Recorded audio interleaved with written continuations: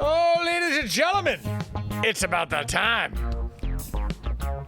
for Bits and Bytes. All things consumable from all the places you want to be. That's right. United States edition, baby. You know what that means. Bits and Bytes. Everywhere you want to be. All the time. United States edition means 50 states in 50 weeks. Now, if you know your alphabet, you start at the top. You go A, you go B, you go C, you go D. And you go 32 weeks deep. But I can only bring it to one place.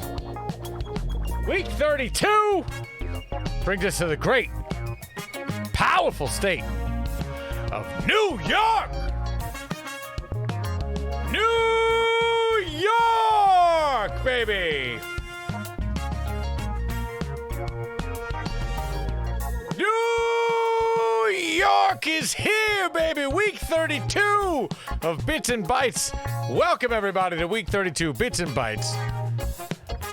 All the things you want to eat and drink from all around the country. Week 32, New York City. I don't even know what to say. I'm surrounded by goods. There's just too many goods. Usually the program is not full of this many goods. There's too many goods. I don't know. Can we even see the flag? I don't even know. The flag is here. Hold on. There it is, the New York flag. It's back there. Excelsior, it says. A hard navy blue compared to other flags. Looks like we have two justices of the peace, if you will. A sun, a couple sea ships coming in, perhaps. Who could say? But oh my God, the abundance of things from New York City. I mean, I don't even know where to begin. Oh, this is such a big episode. I don't know where to go. But per usual, there's only one place to start. It's the Fast Facts. Let's start with the Fast Facts of New York City. The nickname, the Empire State, of course. Everyone knows that. Statehood in 1788. The 11th state of the Union. Powerful. Population as of July 2015 is just about 20 mil. The capital is Albany. The biggest city, of course, is New York City. And the abbreviation is NY. And everyone knows that. Everyone's favorite part of the show is right now, and we all know it's the state bird and the state flower. So let's just get it over with already. The state bird is the bluebird. Let's see it. Oh, there it is. I mean, it's blue and it's a bird. She's cute. She's a cute bird. I'd put that bird in the running for potentially some of the best birds of the state. Who could say? And where are we? The state flowers the old rose. Okay, that's Rose McGowan. That's not a rose. Let's do that again. There we go. That's a rose. Okay, we found the rose. Yes, a beautiful rose. A rose by any other name. Beautiful. We all know what a rose looks like. Fantastic. All right, let's just do a quick deep dive on the state before we get into all of these luscious goods and our fantastic special guests. I can't get it. Very excited. There's so much stuff in front of me. I don't even know. This is going to be the longest episode ever, it feels like. I don't even know what to say. Let's get into it. Let's pull up the state. New York State. Now, not to be confused with New York City. Let's refresh the page. What are we doing here, guys? Come on. There we go. Now, of course, when you type New York in Google, you get New York City, but you have to extrapolate. You have to go back. New York is, a huge state. I think my book says it's one of the largest states. Arguably the 27th largest state by square mile. I don't know. It looks bigger than that, but who am I to say? I mean, look at it. That's a large landmass. But when you think of New York, and let's be fair, when we're going to talk about this episode, we're going deep on New York motherfucking city. There's a lot of North New York here. Now, I don't want to discredit the rest of New York. But like when you talk about Louisiana, it's hard. It's hard for the rest of New York to step out over what is New York City. I mean, this arguably should have been two separate episodes, New York City / New York. But you know what? Here we are, okay? New York City, we're going to get into, but look how big New York is. It borders Canada. Let's do the bit. Canada to the north, Vermont to the east, touches on New Hampshire, Massachusetts, Connecticut, it's all there. New Jersey, obviously a very little sister, and Pennsylvania borders most of it. crazy how it works. But let's be honest. When we talk New York, we're talking New York City. All right? I mean, there's a lot to be said about the Finger Lakes. There's a lot to be said about Hudson. There's a lot to be said about upstate. There's a lot to be said about this. There's a lot to be said about that. But we're not saying those things. This episode, it's just going to be New York City focused. I mean, I didn't plan for it to be. I was hoping it wouldn't be. But you know what? It's where we are. I'm going to go through some of these fantastic goods that I am absolutely surrounded by. I am gifted to be surrounded by all of these beautiful things right now. I can't wait to tell you all about them. And then we're going to cut to an interview with one of my favorite people of New York City, an icon of New York City, a superstar, rock star, legendary restaurateur of the Lower East Side, Frank PRISINZANO. He was courteous enough to share some time with us, and we got a great interview with him. We're going to cut to that. I can't wait. So let's blow through some of this stuff. And I mean, let's just get it going. New York is a big state, all right? I mean, I feel like I'm discrediting already when I just talk about the city. But that's what I'm surrounded by right now. But to extrapolate, we'll start with this. Bits and bites. We talk about the food, we talk about the drink, okay? Now, on some episodes, we make cocktails that make sense for the state. Now, in New York State, there's only one cocktail that comes to mind. It's the Manhattan. In the mixing tin, or glass as it were, we have 1.5 ounces sweet vermouth. This happens to be Nolly Pratt. Could I have gotten my hands on a New York-made sweet vermouth? Possibly. Couldn't. Sorry. Didn't happen. Would have been nice too, but this will do. But we do have some fantastic New York-produced bourbon. Now, you've watched this show before. You know when I mention New York-produced, or I mention any specific state-produced liquid, you assume it's purchased from Indiana and they bring it in. No. Not with Great Jones. Great Jones has said that they're bringing whiskey back to Manhattan. Great Jones Bourbon and our distillery exclusive offerings, Great Jones 4-grain bourbon and Great Jones rye. Smooth, balanced, complex with a distinctive spiciness characteristic of the New York grown grains from which they are made. More spice, less sweet, more New York. How happy does that make me? You all know how happy that makes me. All I look for is spirits that are made and grown from the land. I happen to bump into this week. I didn't even mean to see it, and here it is on my plate. Manhattan is 2-to-1 ratio of bourbon to sweet vermouth. If I had a sweet vermouth made in New York, I would be a happy boy, but I don't. In the tin, we have one section, 1 part sweet vermouth. And in the tin, just to make sure this is the right one, right? Is this the one? Okay.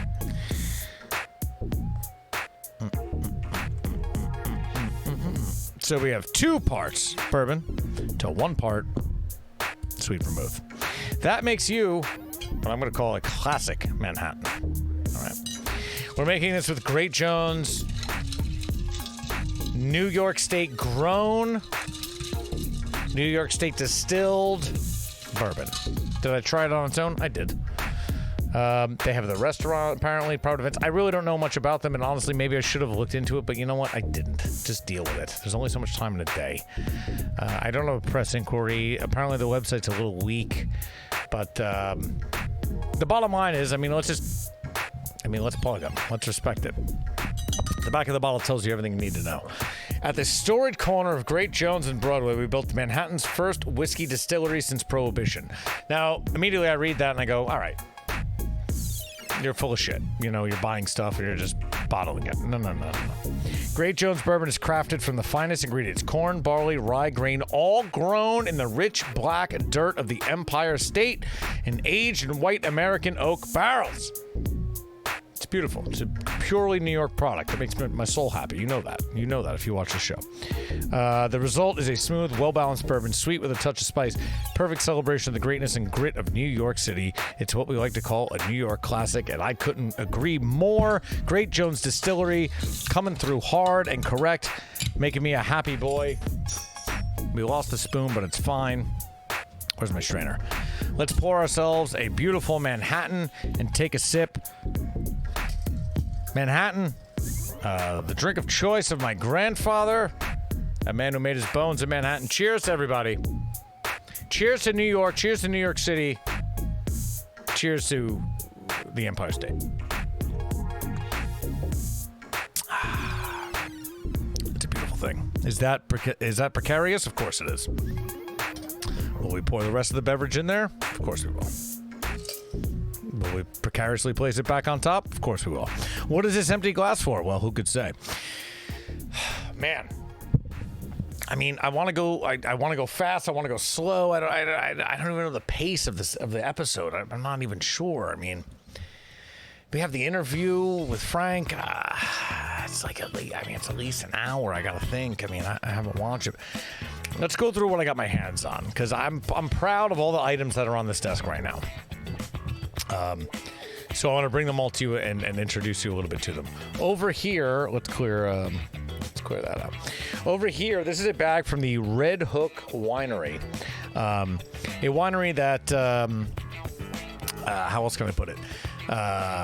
They get all of their fruit, all of their grapes are from New York, from the North Shore, rather, of Long Island to the Finger Lakes, anywhere around New York where they're growing grapes, they bring them there, and anywhere from like 2 to 4 winemakers at once are blending and making their own products. So I was there and I picked up a couple of their wines. I've been drinking some of their wines and drinking wines from some of their wine collaborators for quite some time. I just wanted to shout them out because they make one fantastic wine in the scope of what we're talking about. New York grown, if you want to taste New York in a bottle, seemingly Great Jones is doing the good work. If you want to taste some juice from New York, some wine that's made from New York exclusive grapes, Red Hook Winery, they're doing the work. And a lot of it is naturally produced, minimal intervention, beautiful stuff. A lot of great variety over there. And if you're into wine and you want to nerd the fuck out, great place to go. Great Jones, never really had it on its own. I mean, I sampled it before. It's pretty tasty. I made a Manhattan out of it because that just seems like the goddamn right thing to do because we're talking about New York City. And let's be honest, we're doing Manhattan focus. All right, so we push the Manhattan Stone. Great Jones, New York, New York, New York, all day. Let's not worry about the vermouth. It's certainly not from New York. What is this empty cup? Well, bits and bites. We talk about the food and the drink. We covered 2 drinks within, 2 minutes. Again, I'm trying to blow through this so we can get to the interview part because that's where the interesting shit in New York comes, all right? Where do we go here? In New York, there's many places to be. I don't even know how to talk about it. Do you talk about what it's like to live in the city? Do you talk about what it's like to be in the city? Do you talk about what it's like to go upstate? This episode clearly needs multiple parts. It really does. I wish I had a representative of each of the boroughs. That's really what I wish I had. But I don't, and I can only speak to my heart. These are some of the greatest places I've been to in my time in New York, okay? Sahadi's is, for lack of a better word, a grocery store of the old school variety. You walk in and everything is there by the pound. You pick a number, you tell the guy what you want, and by the pound they pull it out and throw it to you in a bag. What do you need? Some dried strawberries? Boom, they throw it in your bag. What do you need? Some pistachios? Boom, they throw it in your bag. That's what they do there. So this is all nuts and stuff. I got some hummus from them. They make some great Middle Eastern products. They have a lot of great wares, really great stuff. It's in Sahadi's at Brooklyn Heights. I think they have something downtown now. I feel like I'm rushing this episode, but otherwise I feel like, man, New York, I really should have thought this out. New York should have been multiple episodes, but it is what it is. Sahadi's, a beautiful grocery full of beautiful products. I'm just gonna put that aside. All right. Now, when we get into the specifics of New York food, there's only one thing you could talk about, and it's New York pizza, right? New York pizza is obviously a thing. Let's just go for it. This is a New York pie. This is from a place called Luigi's. Which one? It doesn't matter. There's a million Luigi's. You order a whole pie, this is what it looks like. The smell in the air. If you've never had a New York pizza, I don't know what to tell you. Is Luigi's the place? Is Luigi's the pie?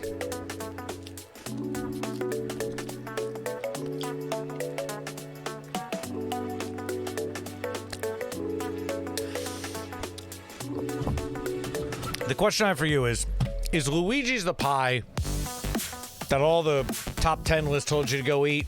No, it's not. Does it matter? No. The beautiful part about Luigi's, look at the bottom of that crust. Can you look at that? Can you, give me the other cam. Give me the roof cam. Look at that. Look at the bottom of this. I didn't ask for this. Well done. Just look how beautiful that is. Holy shit. Look at that pizza, though. I mean, come on.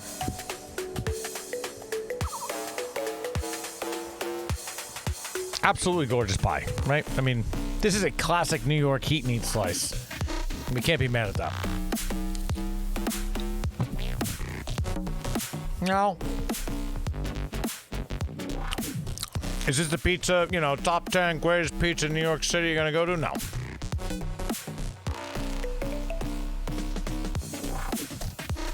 Is this the kind of place that when you go, they give you a calendar with their name on it? It is. With Scenes of America? Yeah, this is it. This is what they gave me. You know, this is a hometown shop, all right? You Google it yourself. There's probably a million Luigi's. Doesn't matter which Luigi's it is. You go to any Luigi's, you're gonna get treated the same. You're gonna get a good pie. This is a classic New York slice right here, all right? We're not talking about the best of the business. We're not talking about the #1 slice. We're not talking about margarita pizzas. We're not talking about DOP, Italian pizzas. We're talking about New York classic slices, and this is hitting all the notes. Beautiful. I mean, I could talk all day about New York pizza. Good God. Oh, New York pizza's so good. Can we just go to the overhead shot again?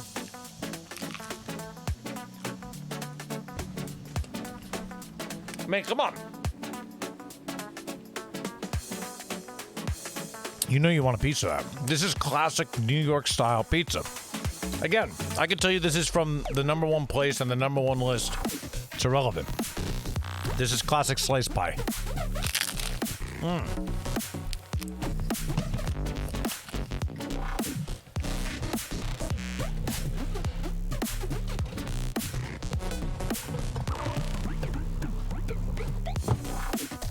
All right.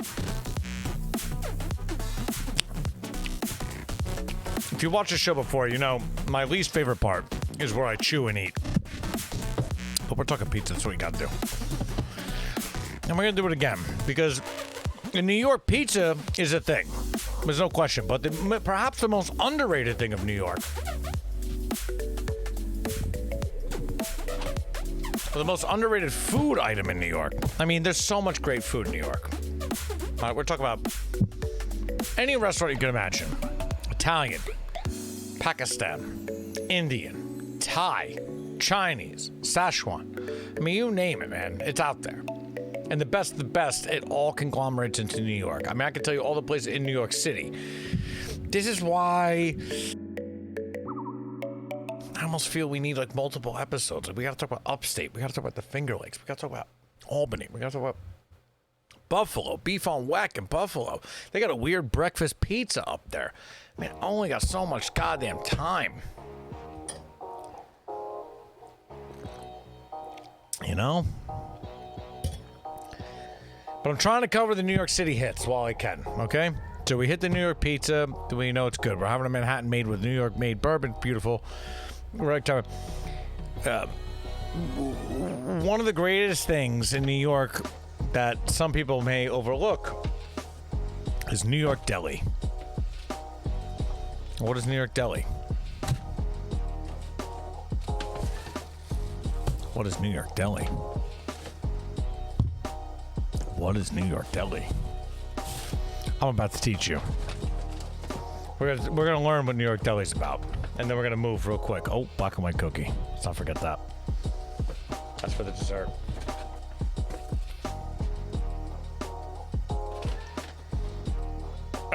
Shellskis? I'm probably saying it wrong. Shellskis? I think it's Shellskis. That's the hotties. Sahadis.com is the place for the market. Shellskis of Brooklyn is where I got this stuff. I mean, Shellskis it's not a chain, but there's two of them. There's one in Brooklyn, and I guess they're all in Brooklyn. But it's a Jewish deli. And I happened to make my way there today, and I got my hands on some Jewish deli products, and I thought the move leading into the video would be to put together some proper Jewish deli. So what did I get my hands on? I have some house-made mustard that I made myself at home, which, if I recall, is a spicy brown concoction. And I'm right. That'll be perfect. So, Chelski's of Brooklyn. The label, if you look, it's kind of actually fantastic. The label, if you go look, it says, Chelski's of Brooklyn, no more schlepping.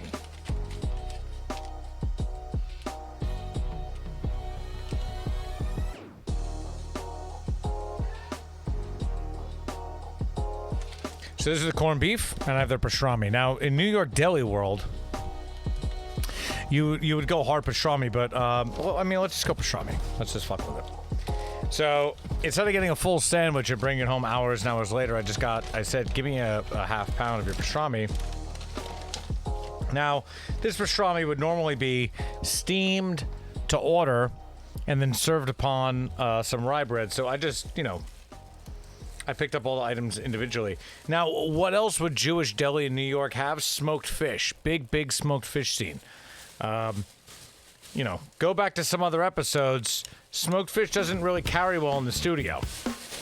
In the studio, smoked fish stinks the studio for a week. So for a couple states, we had some smoked fish steam. So we're not doing smoked fish here. We're going to do the pastrami. I haven't tried this at all yet. I've never had this. I've had Katz's, but I wasn't near Katz's today. That's delicious. So, I mean, let's be honest, we don't need both slices of bread. We'll go one. Seeded rye, Jewish rye from Brooklyn. A Brooklyn Jewish rye. We're going to take some brown mustard blend that I have at home. I made this brown mustard blend. It's my house blend. I think it's going to go quite well with this. And we're just going to lay on some pastrami, which usually would be steamed. So all this fat that you would see in here, this vein of fat, if you were to order this sandwich, this would all be kind of like, oozing out and be part of the juiciness of the sandwich. Is this, a hack sandwich? It is. It's like a half-assed late night Jewish deli sandwich or something. It should be juicy as fuck, but it's not, but it's okay. I'm not judging it. I'm just trying to eat it for the bit. You know what I'm saying? And we're going to enjoy it right now. Cheers.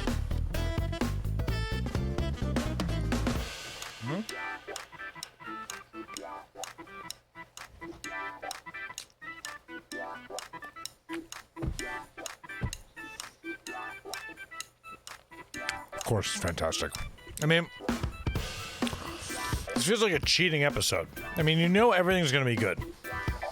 Other states, I'm rolling dice. It's like, I don't know, man. Is this weird product I got going to be good? This is going to be good. I've had pastrami from so many places in the city. It's never bad. Sometimes it's not as good as others, but man, it's never bad.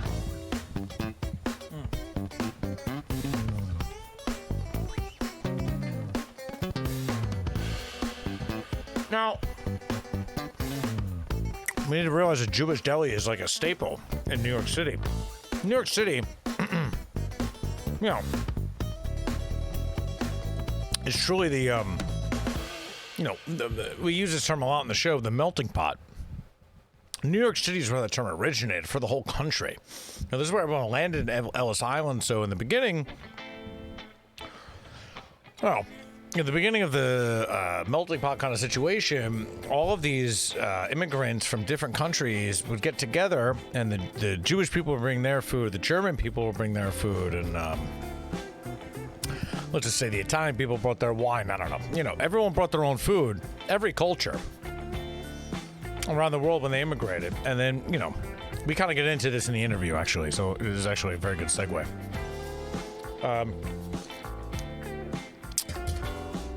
But New York Jewish deli is, some may say the New York pretzel, the New York slice of pizza is the most iconic New York food, but If I had to put something on the paper, I think in the interview with Frank, I think we end up saying pizza is the most iconic thing. But if I had to pick one, I might say it's New York Jewish deli, like the pickles, the smoked fish, the whitefish salad, the bagels. I mean, we got some bagels here too. I mean, New York bagels is nothing to fool about. We could do a whole show on bagels. I literally got these to talk about. I don't even know what to say. New York bagels are the best. That's all there is to say. Like, if you've never had a New York bagel, I mean, do you not know what this is? Have you not seen a New York bagel? Look at this. That's a bagel. I don't know where you're from. I don't know what state you're from, where you're watching us in. This is a bagel. This is a New York bagel. Soft. This is old, but it's still soft, fluffy, delicious. So let's look at this texture. I'm going to rip it apart. Okay, look at that. Ah, the room is full of sesame and bagel aroma immediately. Ah.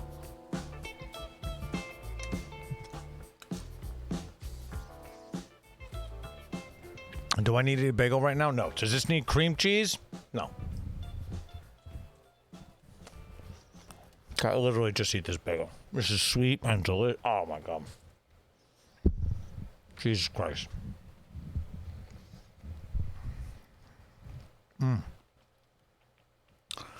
My least favorite part of the show is me chewing. And I know this whole episode is literally me just chewing. So, sorry that that's the case. Sorry that's, what you got to listen to, but we're talking New York and I think it's important. The bagel's murderous. I mean, Montreal has great bagels. It's a whole different bagel scene. Montreal and New York bagels are the only bagels I want to talk about. If you live in the Midwest and you have a good bagel store, at me, because I don't think you do. I've had bagels from around the country. It just doesn't compare. It's just a whole different world. And then in the back of the world, the Jewish deli, I mean, we have this, something called a knish, which you could get on the street. You get a nice little knish in the street from a truck if you want, or a nice Jewish deli. What's a knish? It's essentially a potato pancake. Look at this beautiful thing.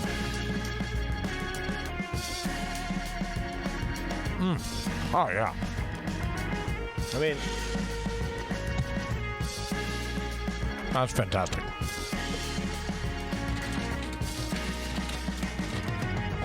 I mean, the reason I brought this Jewish deli stuff up is because I think it's an ubiquitous part of New York food culture. New York City food culture, at least. The corned beef, the pastrami, the rye bread. I try to get some half sours. I like a half sour.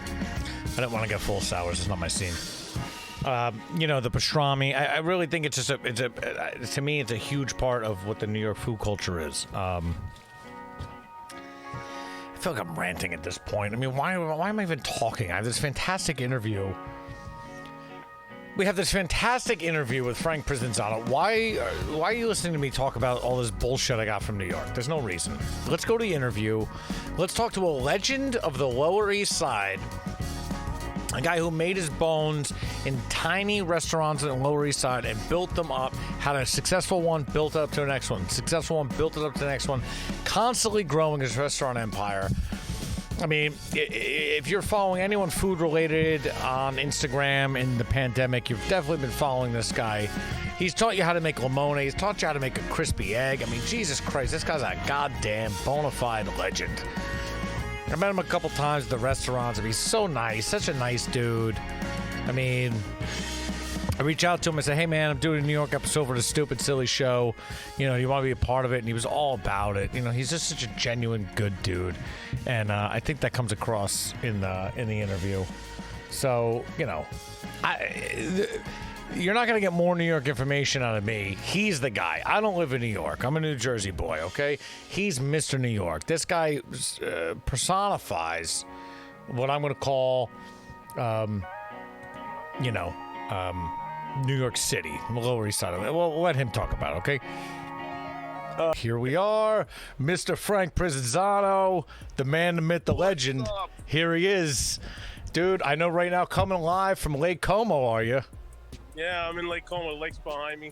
That's gorgeous. Oh, Jesus. That's amazing, dude. That's so beautiful. Let me get a little bit better situated so you can see the sun coming up. There you go. Ah, what time is it? It's early as shit there, right? Yeah, I think it's like 7:45. No, that's not bad. That's not that early. Not that bad. That's doable. So, man, like I said, we were talking about New York, and New York City comes up, obviously, when I think New York City, and I think restaurants, and I think badass restaurateurs, you're the guy. So I think food and drink. I'm so happy you're here joining us, man, to chat some stuff about New York food and drinking it. So I guess tell me a little bit about, or people who don't know, about yourself and the history of you in New York, and like your food and drink history in New York, and we can take it from there, I suppose. Well, I mean, I started as a kid in, Queens, at my mother, at my grandmother's side, when she would do these crazy holiday meals, she started involving me in them. And, she started handing down all the family stuff, to me, because I was the only one that was interested, to be honest, out of like all my cousins, nobody really gave a fuck. They just wanted to eat the food. Right. And I was really curious as to how everything was done. I've always been curious, so I just kept asking questions, and, eventually I started learning how to make this, learning how to make that. And I kind of realized when I went to Italy with her, because she took me to Italy because she wanted me to see where we came from, where all of our traditions came from. And what was really cool about her was that she was born in Naples, but she married a man from the Gargano in Puglia. But she had to learn his food too, because back then that's what women did. They cooked for their men. Of course. I mean? And Italy being super regional, that's like a big different thing. Well, I mean, they're very close, to each other. Sure. Because, they're like, one is, east and one is west, but they're at, the same point of the boot. So, they share a lot of the, the same, products, but, the preparations are different. So she had to learn both. So I got exposed to both Campania, Naples cuisine, and, Puglia, Bari, and, Foggia cuisine, through her. And when she took me there, it just blew up for me. Right. I was like, wow. I was like, this all makes sense, and I was like, and I was tasting, the olive oil that was just pressed, the Novello oil. And like, I just wanted to take a bath in it. I mean, they would open up this big fucking barrel and pull out this fucking thing and put it in your hands, and it was like green, like nectar from the gods, It was like, and the smell and everything else, and I'll never forget. I had this risotto. It was one of the first things that they made me. They made a risotto with a crispy egg on top and extra virgin olive oil, just a little bit of dried oregano and a little bit of pepperoncino, and it was like fucking the best thing I ever ate in my life.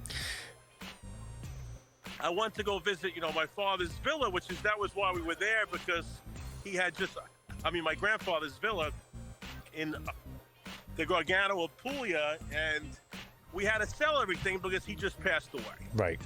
And no one wanted to come to, to Italy to take care of any of this shit, so that was when it really hit me that, this is what I'm going to do. I mean, how could I not fucking do this? I mean, I'm already cooking. I'm Italian. I'm in love with the food. I'm having epiphany after epiphany on this trip. So, long story short, when I came back from that trip, I started working in a pizzeria, washing dishes.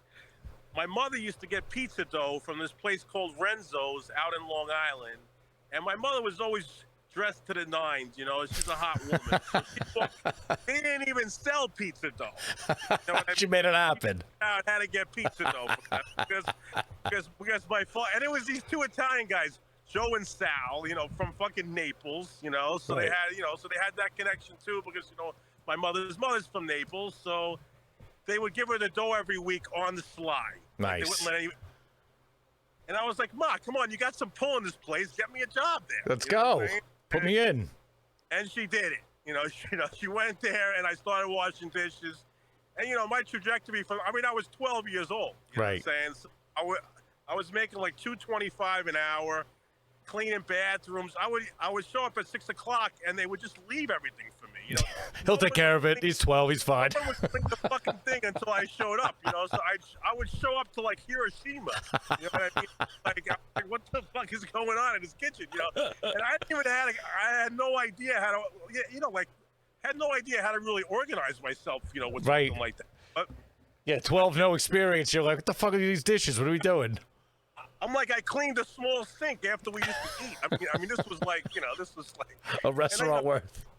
But I just I fell into the systems, Billy, and I became a systems junkie. Yeah. You know what I'm saying? Like, I just loved how things worked. And I started watching the guys behind the line, and I was able to just watch them and then teach myself how to do it. It just came naturally to me. Yeah, I think when you have the ability to see things from like that different kind of angle, you're viewing it different than the guy that's maybe doing it. So when your perspective's a little bit different, it allows you to kind of assess it differently, especially when your brain's wired a little different. Everyone's brain's wired different. Once you see it a certain way, it registers and it clicks maybe faster or different. It lets you execute on it a little bit more, Yeah, and I mean, at this point, I didn't really have anything going on in my life. I was kind of an outcast. As a kid, I had a bad stutter when I grew up, so everyone used to make fun of me. I was super fucking skinny. And I was a year and a half behind everybody in my class because I'm a December baby. Right. And, my mother pushed me ahead. Right. So, and I went through, puberty a lot later than everyone else. So I got picked on a lot, all this stuff. So, like, when I found that job, it was like, fuck everyone else. I'm just going to work. Right. You know what I mean? And that's what I did. And I started making money. Yeah.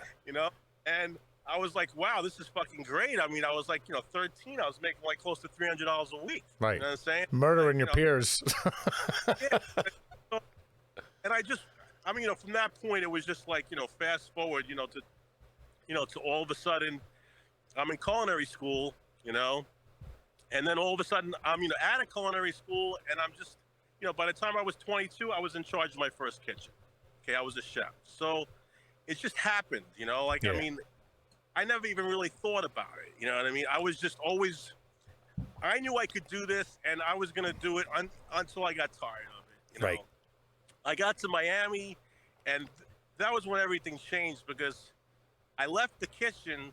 I went down to Miami. I worked for 6 months as a sous chef in the best restaurant down there, which was called Amato, with Norman Van Aken, who's actually still around. And the place, Norman had a fight with the owner of the Betsy Ross Hotel. It was in the Betsy Ross Hotel. I'm not sure if you're familiar with Miami Beach, but it's like right on Ocean Drive, like by around 16th Street. Okay. And they had a fight one night, and he closed the restaurant. He said, fuck you, it's closed. Just like that. And he threw everybody out, threw the chef out, threw everybody out. So from one day to the next, not opening. Right. Right? I don't have a job. So I'm like, so my friend who was working there was like, hey, man, you should become a waiter with me, man. We'll tell everybody that you were a captain here and not a sous chef, and there's no one to call. Yeah. No one to call. you got no references. It's perfect. It's like, so I'm like, dude, that's fucking genius. Let's fucking do it. I'm Yeah. like, so we started working at this other place, and that was when I started working in the front of the house. And that changed everything because all of a sudden, instead of being locked away in the fucking kitchen, I'm out on the floor performing. You know what I mean? Right. And I became addicted immediately to the front of the house. I started making serious money because I was in like the busiest place in South Beach. Sure. I was making my fucking rent in like the first 2 hours working behind the bar. Right. You know what I mean? I used to ring the bell, just made my rent because my rent was like $135 a month because I was living with two other guys in like a 1-bedroom apartment. Right. I mean, it was so cheap. I was 2 blocks from the beach. So, I really started enjoying myself. Nice. I was able to save about 40 grand. Nice. So I went back to New York with a head of steam, and that was when I walked by a storefront, turnkey operation, no key money, okay, with a phone number. And I was like, that's what I need. I just need a kitchen. Just give me a fucking kitchen that fucking works, and I know I can fucking hit it. Right. You know what I mean? And that's basically what happened with Frank Restaurant, okay? I was like, the first place I saw didn't work out, but I got the bug, and I went to my dad, and I said, look, I have some money, but I probably need about 80 grand, right? He gave it to me. We opened up Frank Restaurant on Father's Day, June 16th, 1998, and I had a line out the door like by the second week. So it was like, and that's been my trajectory. Like literally like, I didn't even realize how busy it was going to be. I mean, I had a good feeling about it, but it really got crazy. And I wasn't prepared. I had no one hired. I I didn't even have a walk-in box in the beginning. So my concept was bring everything in, break it down, put it into the low boys, sell it all, close, and do it all over again the next day. Rinse, repeat, yeah. Everything fresh.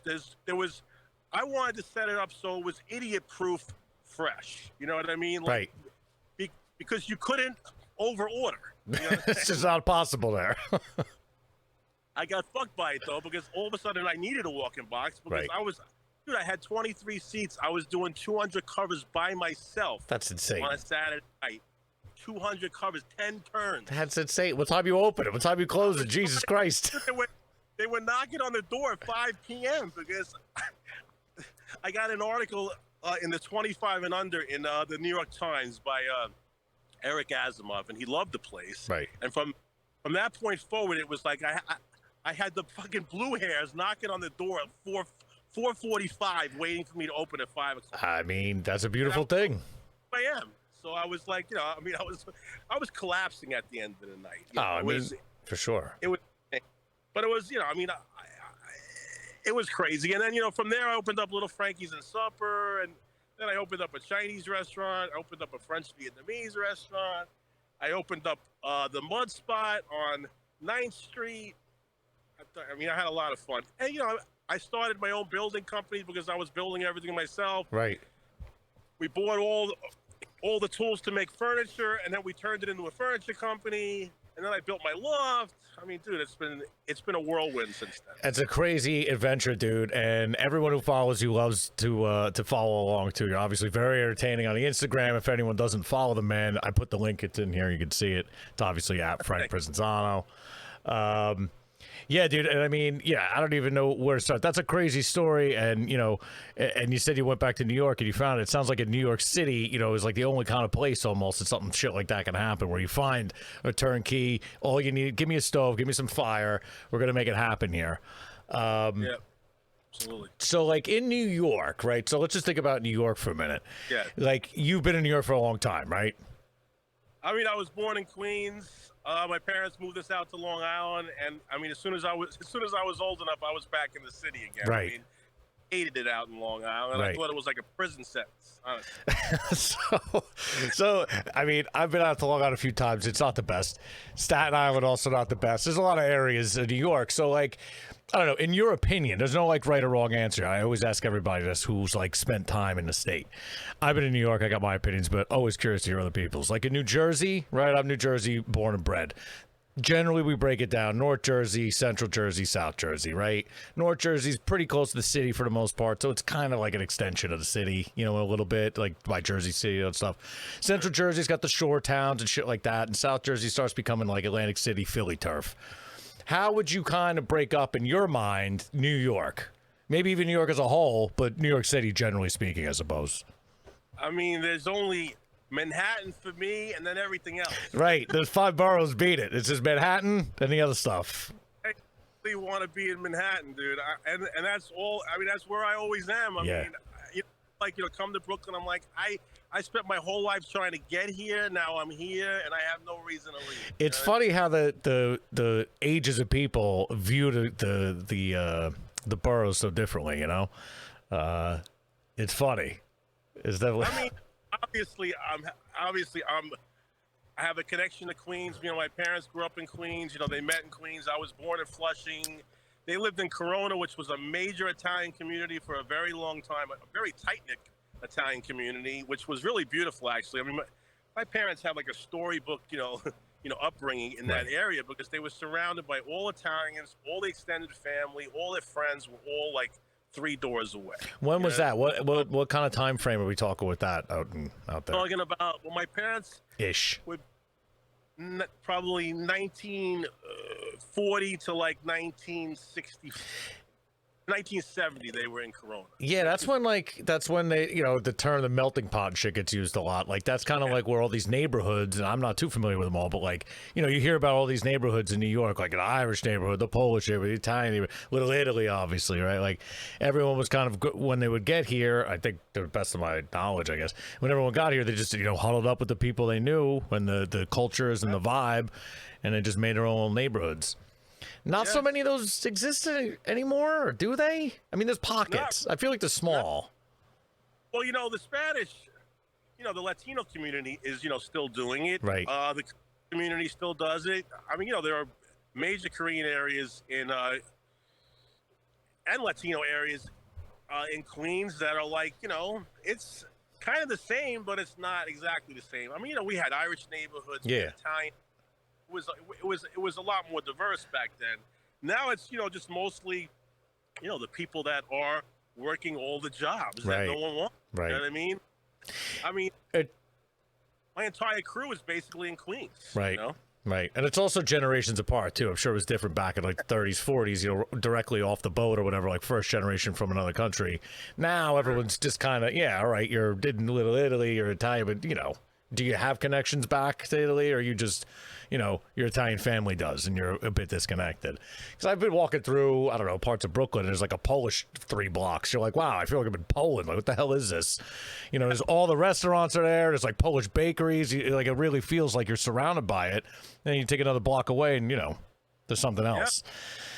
Yeah. It must have been crazy back in that time when, like, shit was that tight, and the languages were flying around, like everyone talking different, like mini countries, everywhere. The church bled away. My parents are still very close with all of their childhood friends. Yeah. That tells you everything that you need to know. Yeah. You know what I mean? I mean, up so close, and they're still so close, and just listening to them, talk about how it used to be there. It's so romantic. It's so romantic. I mean, there were social clubs on almost every corner. Yeah. You know what I mean? Like, places where you could hang out, just have a coffee, have a drink, you belong to the social club. Right. It was like, I mean, that's so cool. Why doesn't that exist anymore? The storefronts are too expensive.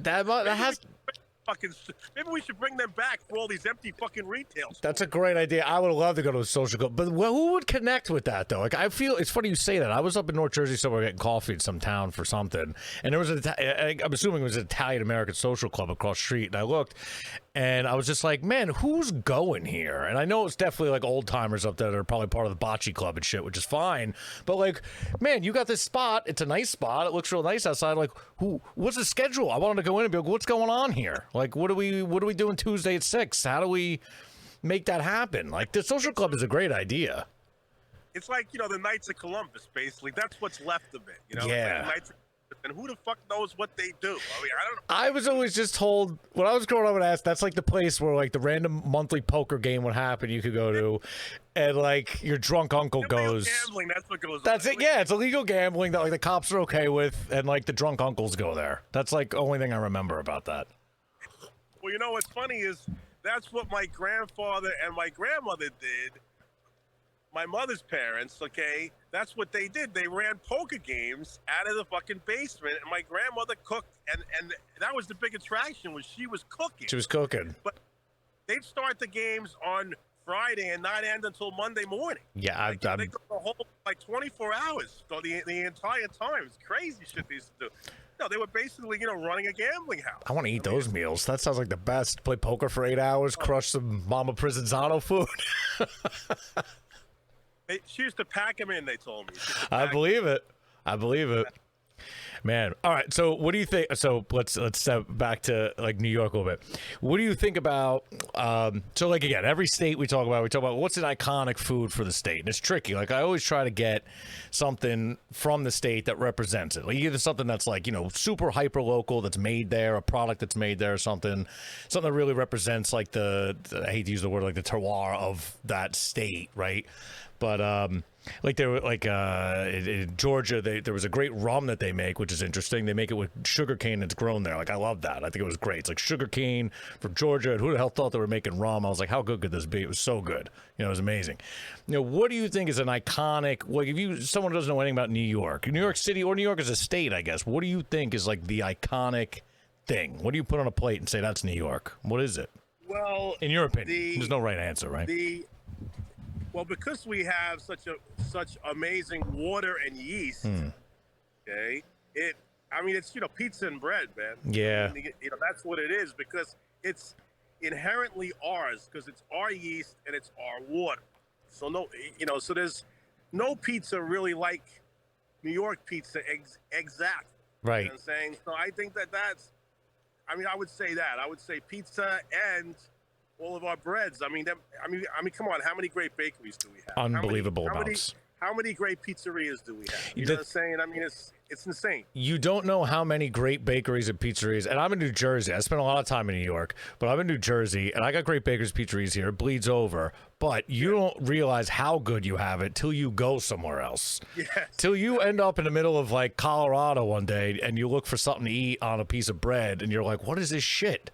Even like the simple bread. Everyone's eating white bread, dude. Everyone's using white bread. It's just white bread. There are no other choices. Everything's dead. Like, everything tastes dead everywhere else. It's weird. It's really scary, man. I mean, you wonder why half the country's fucking insane. You know, they don't have any good food. Yeah.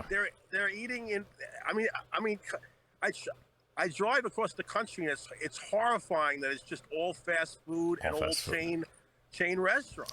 I mean, everything comes out of a commissary. It's difficult. It shouldn't be difficult to find the good food. Like when I was in a band touring around, we would drive all around the country and stuff. You know, there's 12 of us in a van. We're looking, where the hell are we gonna go? Where the hell are we gonna go?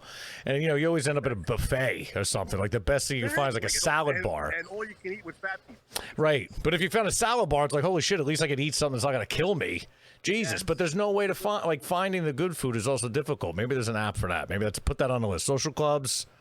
Good eating apps. Absolutely. Absolutely. I mean, when I opened up Sauce, you know, a few years ago, and you know that ended up, you know, not working out, you know, famously. But that was my plan, was, you know, to like bring, you know, decent food to everywhere. You know what I'm saying? Very, very simple, grass-fed, you know, bolognese, you know, grass-fed meats and stuff like that. I mean, I really feel like something's got to be done about it. I mean, it's crazy. It really is bad. I mean, yeah, when, you know, a lot of people don't understand. And yeah, to your point, like, you know, you definitely educate a lot of people, I think, on your Instagram for sure. I'm trying, man. You know, I think it hits. I think a lot of people learn, like, you know, the real cow is a grass-fed product. The stuff that's in the store is not it's a created thing just to give you meat, I guess. Like, I don't even know how to explain it. And it's good for you. You don't have to feel guilty about having meat. You know? No. It's good for you. You don't have to feel guilty about having beef fat. Yeah. You know what I'm saying? No, it's encouraged. The thing, too, is the quality of fat in this country is so fucking low. It's so fucking low. And that's why everyone says don't have any fat. The reality is you need fat, 30% in your diet, and it has to come from high quality fats. And then you're fine. You're actually healthier than you'll ever be. Right. But no one realizes this. Yeah, I mean, you eat that good fat, you know, and a fair amount and some greens, you feel energized and alive, like almost immediately. You know, I don't. Very sustaining fat. I don't see how people don't get that. Maybe they're just eating too much like mashed potatoes with it or something. I'm not sure, but like. I mean, I think it's a cultural thing. It's definitely cultural. It's a cultural thing. I've been watching a lot of videos on Piedmontese beef, you know, from Italy, and the Chianina. The Fassoni beef. Yeah. Yes, and the Chianina cows and how they raise them and all this stuff, and you know, the classic Fiorentina steak style, you know, with, you know, 5 fingers and black and blue pretty much. And you watch some of these videos, and like I went pretty deep. Like I watch the ones that are all in tight. I don't know what they're saying, but I'm watching what they're doing. It's intense. And you know, these guys are cutting off pieces, and on their slab that they're cutting off, that's like this. You know, it's like 30% fat, and they're just eating it. And I'm watching it with people. I'm like, watch this, dude, watch this. And they're like, what are they eating? I was like, dude, you don't get it. Like, what do you not get? Like, that's a part of what that is, man. Like, look how beautiful that fat's not chewy gristle fat. That's beautiful. And it's very healthy, and it's full of omega-3s because they're healthy animals. They're eating what they're supposed to be eating. Yes. I mean, look, there's almost no marbling in a proper Chianina steak. There's almost no marbling. It's super lean. It's super lean, and that's why it's cooked like basically black and blue, because you can't really eat that meat well done. It's got no fat in it. You would think there's an angle to get this out to more people, because people love bland white chicken breast that's lean as shit. People love filet that's lean as shit. You would think there's an angle, but I think it's just, I guess they can't do it at scale. It would be too expensive, because I think at some point, right, back in the day, real meat was very expensive, because there was no commodity meat, you know, and it was a treat. You don't need that meat every day. You know, that's just what it was. And it was also a little bit dangerous also, because, you know, I mean, you know, without refrigeration. Yeah. Yeah, definitely. Salt, dry You age. see those videos of like, flies and in markets and shit, and everything just hanging out. There's flies all over the meat.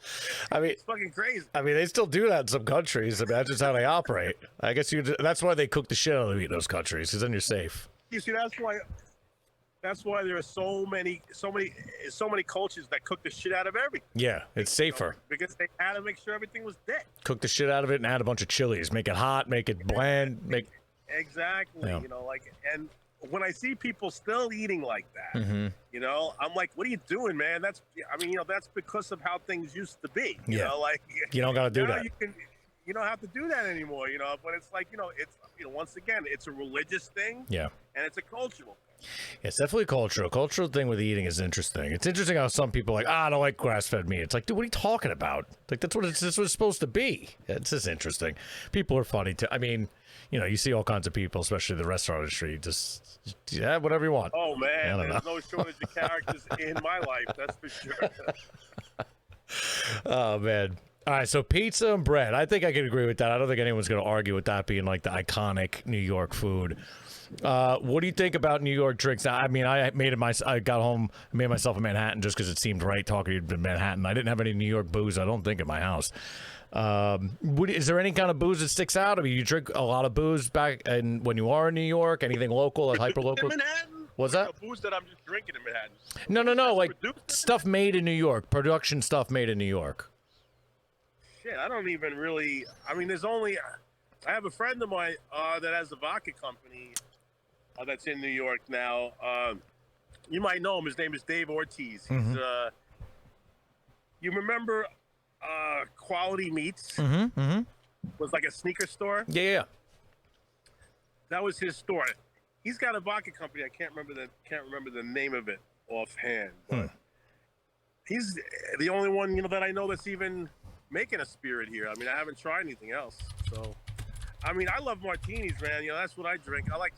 I drink, gin martinis. That's what I love. Likewise. That's what I was hoping I had. So there's I have a couple, one of the restaurants I'm at, they have a couple different Brooklyn made gins, but that gets into a couple different things.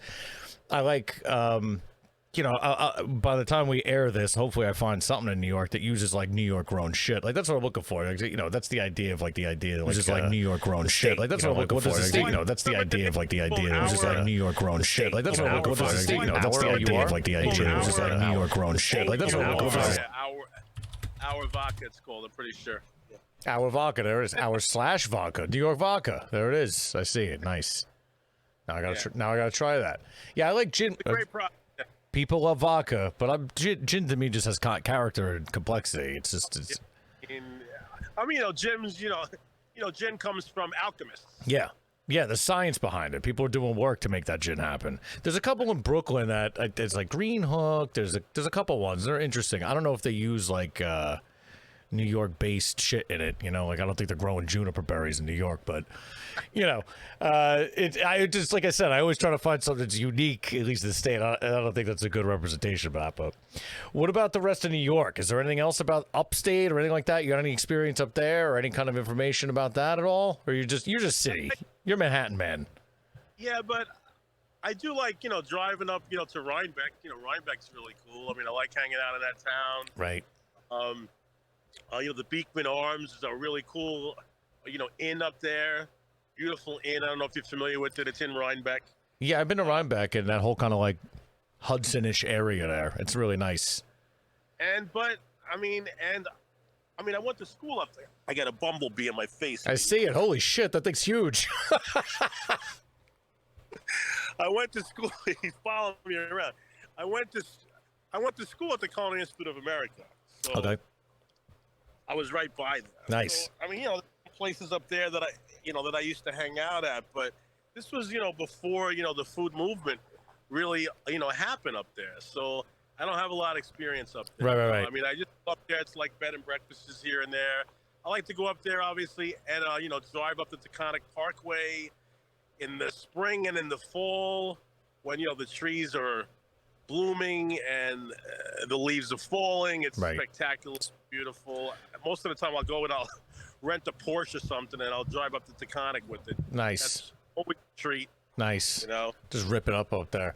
I mean, New York's it's funny because, you know, people who don't know anything about New York or the East Coast, New York is a massive state, you know. Yes. I mean, people just think of New York City as like the state, but no, New York is goddamn massive. I mean, you go to Buffalo, it's like being in a different country, you know, but technically it's part of New York, and New York City's part of New York.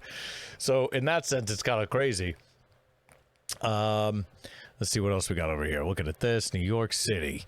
So what else do you think about New York City on this like comeback? Like back when COVID hit, not to like getting COVID bad talks, right? You were definitely one of the big proponents of, you know, where the fuck you going? New York City ain't going nowhere. Don't be a bitch, pretty much. Putting it in a summation. How do you feel now? I mean, you were there the whole time. I think you wrote it right through, pretty much.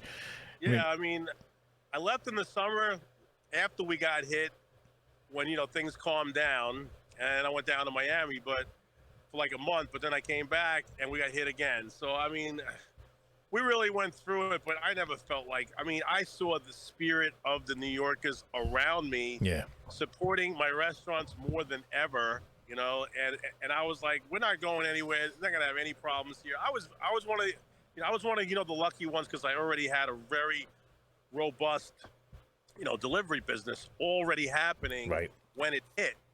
So we never closed. I only had to close supper for about 3 weeks because my pasta guy died. Yeah. Which, you know, he got COVID, and then everyone got scared there, and I left it up to my employees, you know, whether they wanted to come in or not. Sure. And they didn't want to come in, so I was like, no problem, we'll close. I mean, I actually saved a fortune closing, because I was losing money like crazy because I'm paying payroll. I can't cut the payroll down, even though I'm only doing delivery. You know what I'm saying? Yeah. I mean, I still got to run a full kitchen. You know, so, and you know, that's where the biggest payroll is. So I was losing an enormous amount of money in the beginning, but I felt like we had to stay open, you know, because we needed to be there for the community, and I knew that investment would pay me back.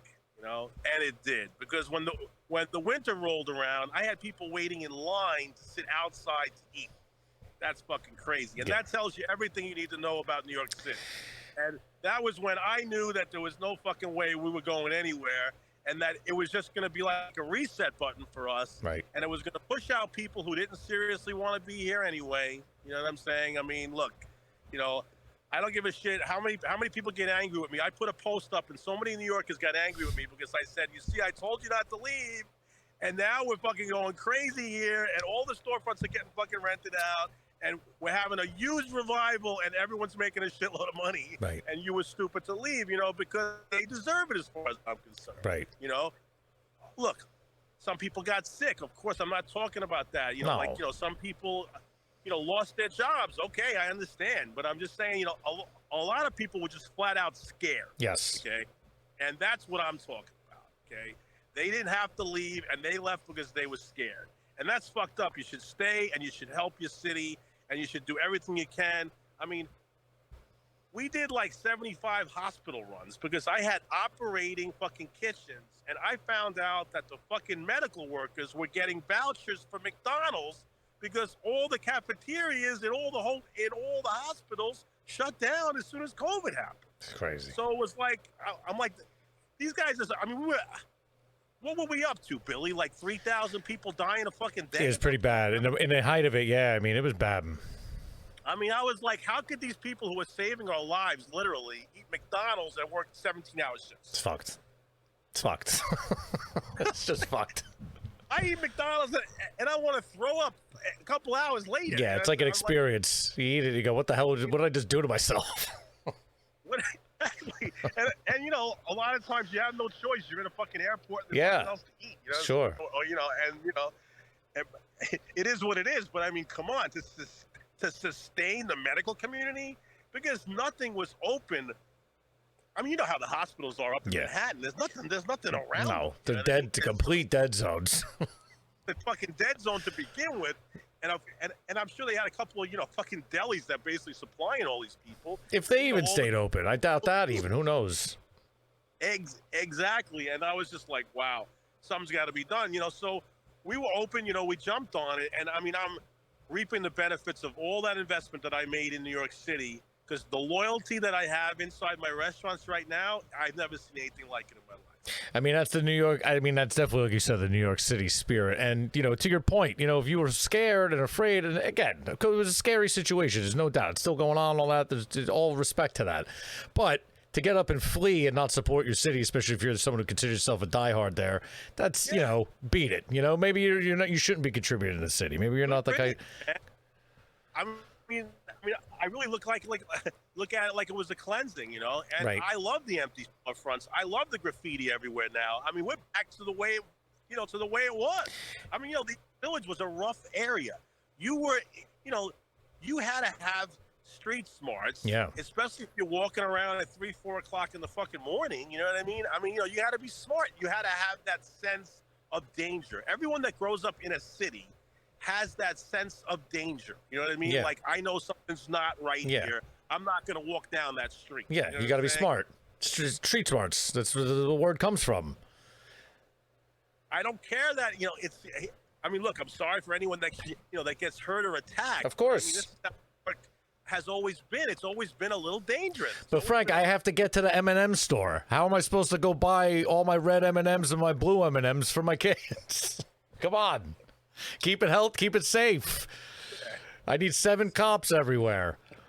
So, no, I mean, know, and let's not even talk about the fucking, all the rents went way down. That's amazing. But that's the, so that's the thing, right? It's like any market. It's like any kind of thing. You know, when shit goes down, all the smart people, you know, what's the thing? When there's blood in the streets or a buy or whatever like that. You know, when people start panicking and shit starts dropping, that's when you got to start raising your eyebrows, going, "How do I get in here?"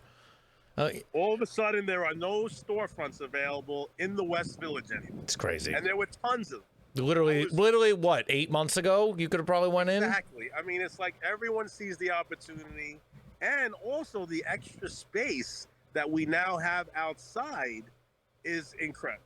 Are they going to keep? Are they still figuring out what to do with that? Because every time it's permanent. We were told it's permanent, and that's what I'm preparing for. I mean, at this point, I have to put a whole nother pizza oven and another pasta kitchen into Little Frankie's. Yeah. I got 100 more seats at Little Frankie's. Yeah, that's insane. Yeah, and believe me, I'm dealing with a lot of shit there because we got too many seats, and we're, you know, I mean, I can't get the food out fast. Yeah. Yeah, I mean, that's a good problem to have, right? I mean, it is, but I mean, I have to solve it. Yeah, for sure. It's a problem still, but that's a good problem to have. It could be a lot worse. Problem to have, for sure. Yeah, you know, the worst thing about all that when it comes to like hospitality restaurants, I thought the whole COVID, because even in Jersey like this and in New York, I mean, I know there's countless amounts of stories of people who were doing restaurants and other businesses, you know, that were doing it right for so many years and weren't doing anything wrong. They just didn't have the bankroll to keep the shit going when the lockdowns and shit came. And then, you know, these family businesses, these like very small mom and pop type operations just get shut down for no reason.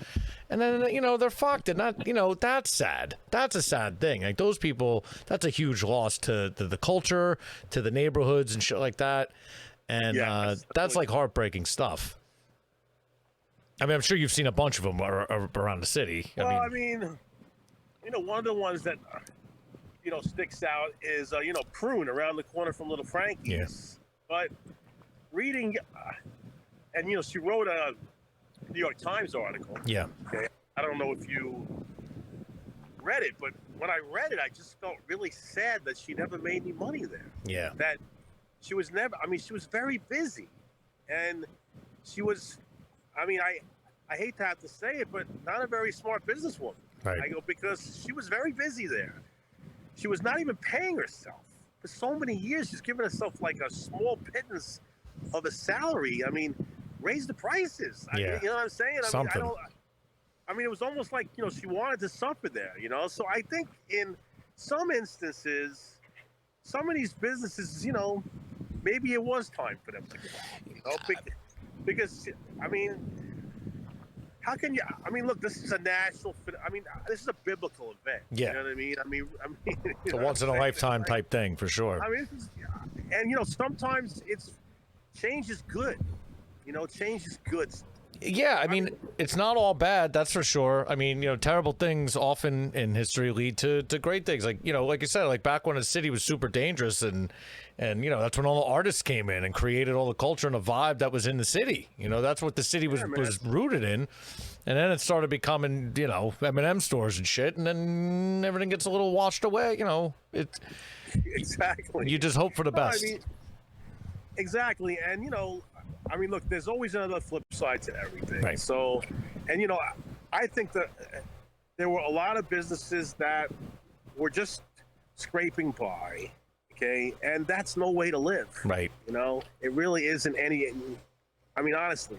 So, hopefully those people are restarting their lives and realizing that this wasn't such a bad thing.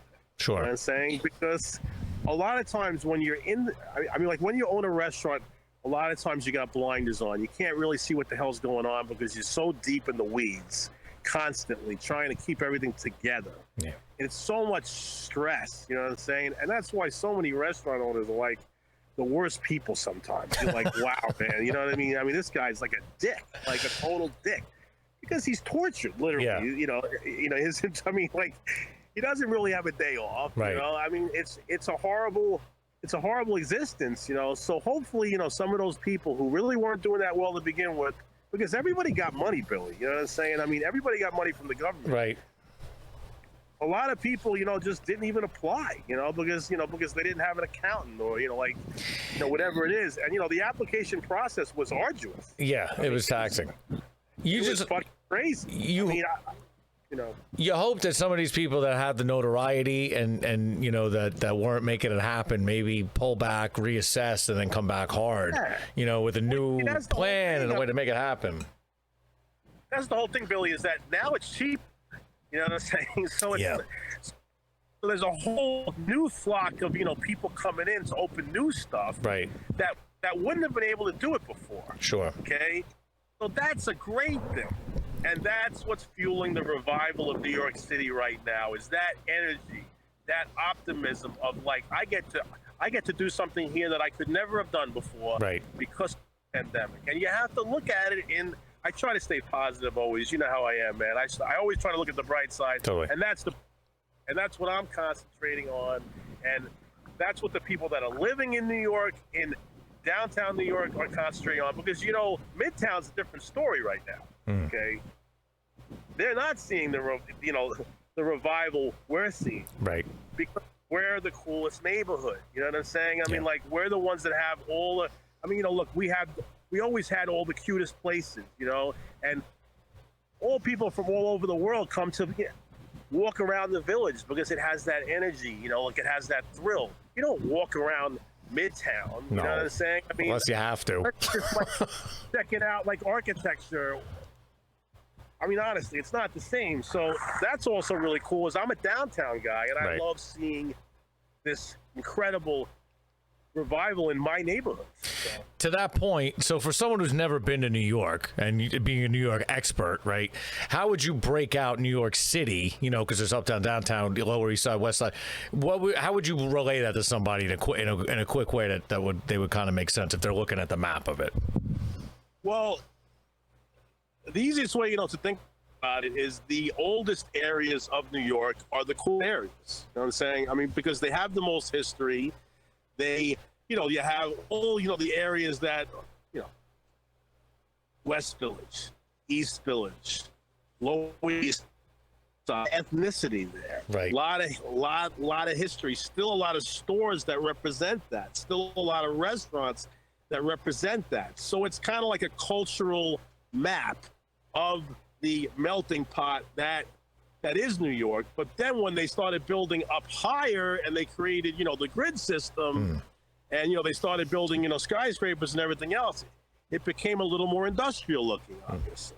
You know what I'm saying? So there's a different kind of, when you're walking around those neighborhoods, you don't feel the same thing that you feel when you're downtown. That's for sure. So, to break it up, I would say, I never go above 14th Street unless I absolutely have to. You know what I'm saying? So, that's the best way I can put it for people, is that I don't see any purpose to go up there unless, you want to go see the Empire State Building, you want to hang out in Central Park. Obviously Central Park's amazing. Sure. There are a lot of sights, but you don't feel the neighborhood energy there at all.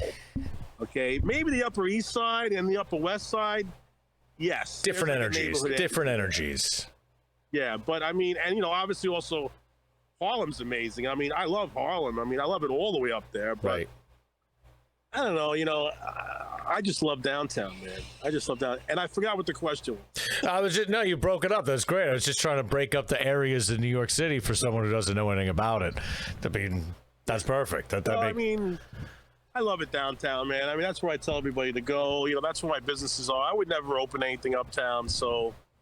It's a different world up there. You know, it's funny how New York City could be like such a microcosm of just a block away. Shit is so different, and like you said, the vibe is so different. And So different. I don't know if people get that when they just visit, and come in and drop by and shit like that. Well, I think if you come to New York and you spend 6 months here, that you are there's no going back. You know what I mean? It's like, I mean, you're infected. Yeah. At that point, and you're going to want to always come back. I mean, if you spend a year for sure, you're never going to be happy anywhere else, because of what you have at your fingertips, because of the energy, but you have to leave New York. You see, that's where a lot of people, make the mistake. You got to leave. You got to get away from it. It's too bright of a light. Yeah. You know what I mean? It's too intense.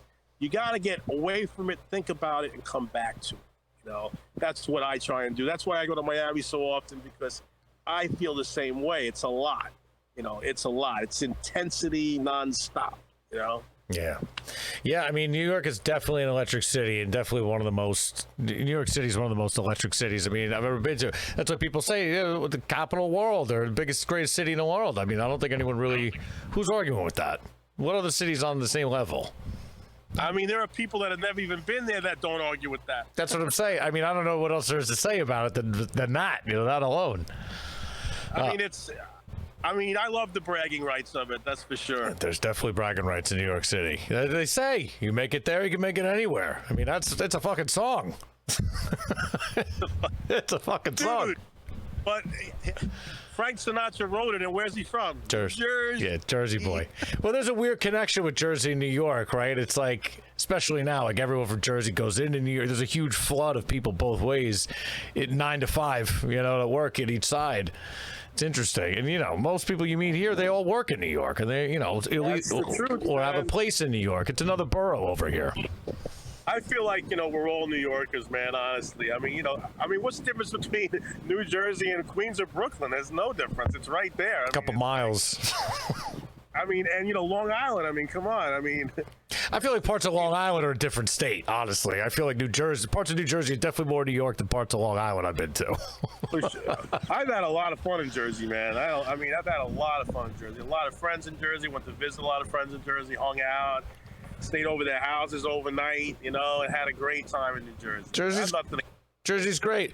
I have more fun when I go to New York, though. That blinding light really does hit you real quick. When I go in, I mean, I used to work there all the time, and you definitely get infatuated by it, man. It's a whole different thing. It's the light at the end of the tunnel. It's like it's crazy. New York City, what a fucking city. New York fucking city. I don't know what else there is to say about New York City, dude. I don't want to keep you at your beautiful Lake Como vacation. Thank you, man. Well, give me 3 words that sum up New York, I guess. Like, that seems like the right thing to do. I'll put you on a spot, right? I don't know. Holy fucking shit. Holy fucking shit. I think that's it, man. New York City, beautiful place. Holy fucking shit. Frank, thanks so much, dude. I'm going to plug all your restaurants and all your Instagrams and all that stuff, dude. I appreciate you so much. It, Billy. Thank you, brother. Thanks, man. Be good. You're the best. Be safe, brother. Take care.